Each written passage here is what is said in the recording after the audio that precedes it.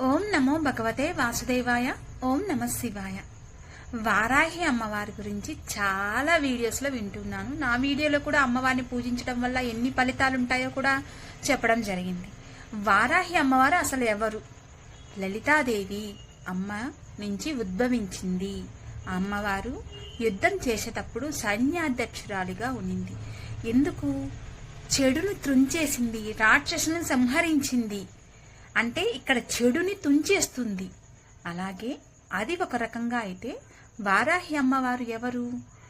మహావిష్ణువు. వరాహస్వామి మహావిష్ణువు. మహావిష్ణు శక్తియే వారాహి అమ్మవారు. అంటే ఆ శక్తి ఎవరు? వరాహస్వామికి మహాలక్ష్మియే కదా. వారాహిదేవి శక్తి. అమ్మవారిని పూజించవచ్చు, మహాలక్ష్మి స్వరూపంగా పూజించవచ్చు, తప్పేమీ లేదు. అమ్మవారిని ఏ రకంగా పూజ చేసినా కూడా మంచే చేస్తుంది గాని చెడు